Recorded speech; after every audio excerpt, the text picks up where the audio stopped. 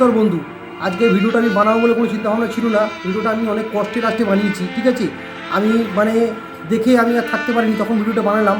এই যে ভদ্রমহিলাকে দেখলেন, ভদ্রমহিলা যখন ট্রেনে উঠেছিলেন তখন ভদ্রমহিলা ব্যাগটা নিয়ে মাথায় দাঁড়িয়েছিলেন। আমি ভাবলাম দাঁড়িয়ে গেছে কিছুক্ষণ পর কেউ না কেউ বসতে দেবেন, কোনো অসুবিধা কিছু নেই। বাট আমি যখন আধ ঘন্টা হয়ে গেছে যেখানে ভদ্রমহিলা দাঁড়িয়ে গেছে, আপনারা ভালো করে ছবিটা খেয়াল করুন, ওনার পাশে একদম সামনে যে ভদ্রমহিলাকে দেখছেন একদম সেম বয়সের ভদ্রমহিলা ওখানে বসে আছেন। আরও আশেপাশে অনেক ছেলেরা বসে আছেন, পাশে একজন বয়স্ক লোক বসেছেন, আরও পাশে ইয়াং ছেলেরা বসে আছেন। ওই ভদ্রমহিলাকে কিছুক্ষণের জন্য হলেও কোনো কেউ কিন্তু বললেন না যে মা আসুন বা ঠাকুমা আসুন। ঠাকুমার বয়সী 70 বছর প্লাস ওনার বয়স, কিন্তু কেউ অনুগ্রহ করে ওনাকে সম্মান করে বললেন না যে আপনি একটু এসে বসুন। আজকালকার যেসব সকল ছেলেমেয়েরা ইয়াং জেনারেশন, আপনারা একটু বলবো প্লিজ এইসব ধরনের মানুষকে শ্রদ্ধা করুন, সম্মান করুন।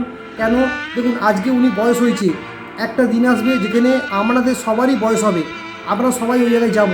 আমরা যদি মানুষকে সম্মান করব, মানুষকে শ্রদ্ধা করব, আমরা কিন্তু মানুষের থেকে ভালোবাসা পাবো। আমরা মানুষকে সম্মান করব না, সবার হাতে স্মার্টফোন হয়ে গেছে, সবাই স্মার্ট হয়ে গেছি, কিন্তু দুনিয়াটা কোথায় যাচ্ছে? চিন্তাভাবনা তো স্মার্ট নেই, চিন্তাভাবনা একদম ব্যাকডেটেড হয়ে যাচ্ছে, চিন্তাভাবনা বাজে হয়ে যাচ্ছে। বাজে চিন্তাভাবনা চলবে না।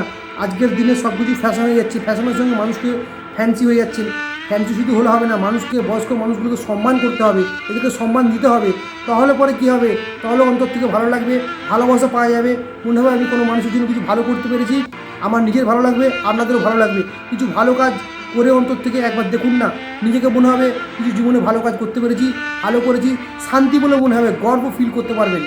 আপনারা যারা সব ট্রেনে যাতায়াত করেন তারা সকলকে বলবো একটু এসব মানুষগুলোর উপরে খেয়াল করবেন। দেখবেন আপনারা তো ইয়াং, আমরা তো 10 মিনিট 20 মিনিট আধ ঘন্টা দাঁড়াতে পারি। আমি সেদিনকে নিজে 2 ঘন্টা ট্রেনে জার্নি করেছি, দাঁড়িয়ে থেকে। আমার কাছে সিট ছিল না, থাকলে পরে আমি ওনাকে সম্মান করে সিটটা দিতাম, ঠিক আছে।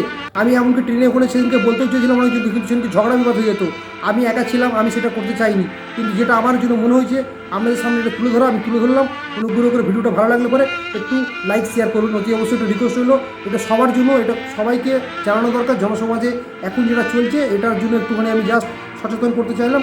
সবাই মানুষকে বলবো এটা ভিডিওটা ভালোবেসে দেখুন আর সবাইকে দেখার সুযোগ করে দিন। জয় হিন্দ।